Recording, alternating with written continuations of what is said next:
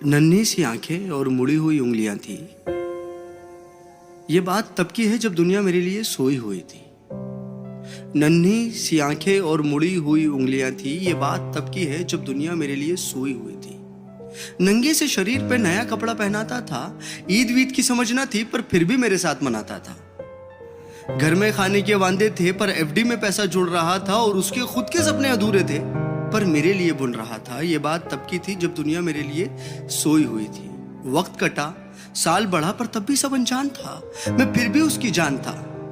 बिस्तर को गीला करना हो या फिर रातों को रोना, एक बाप ही था जिससे छीना मैंने उसका सोना था। सुबह फजर तक गोदों में खिलाता, झूलों में हिलाता, फिर दिन में कमाता, शाम में चला आता, कभी खुद से परेशान, कभी दुनिया का सताया था।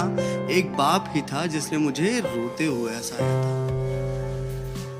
अल्फाजों से तो गूंगा था मैं, पर वो मेरे इशारे समझ रहा था। मैं खुद इस बात से हैरान हूं आज कि कल वो मुझे किस तरह पढ़ रहा था।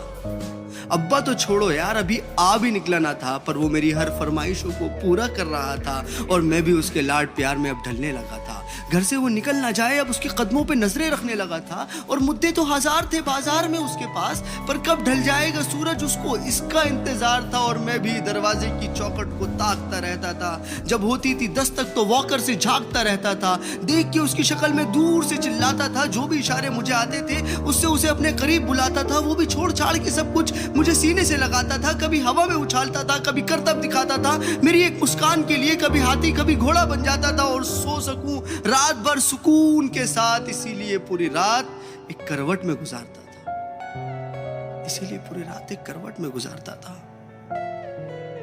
पर वो बचपन शायद अब सो चुका था और मैं जवानी की दहलीज में कदम रखने लगा था। उसकी कुर्बानी को उसका फर्ज समझने लगा था।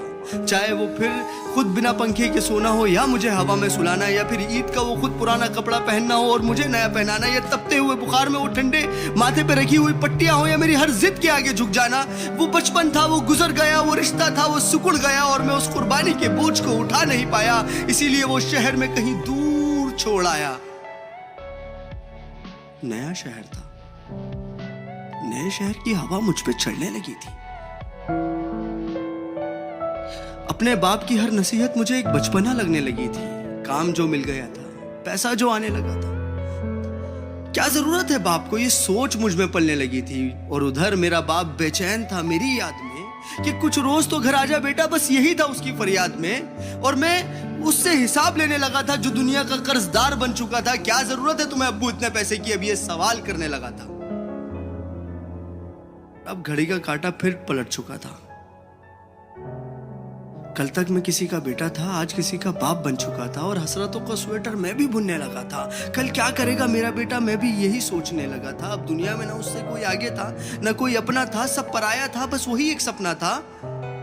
तब मुझ में एक जज्बात उमड़ने लगा था, जिस जज्बात से मैं हमेशा अनजान था कि कल क्या गुजरी होगी मेरे बाप पे। अब मुझे ये समझ आने लगा था, बेलोस मोहब्बत की मूरत होता है बाप। जो लफ्जों में ना बुना जाए और कलमों से जो ना लिखा जाए वो होता है बाप। जो रोते हुए को हंसा दे और खुद को माजूर बना के तुम्हें खड़ा कर दे वो होता है बाप। और ये एक मैसेज पूरी आवाम के लिए कि एक रोज तुम्हें एहसास जरूर होगा कि मसरूफ तुम थे, उम्र दराज वो होगा। एक रोज तुम्हें एहसास जरूर होगा कि मसरूफ तुम थे, उम्र दराज वो होगा। जिसकी उंगली का सहारा पकड़ के चला करते थे आज वही छड़ी का तलबगार होगा। और जिसके सदके में जी रहे हो आज, कल वो ना रहे तो क्या होगा।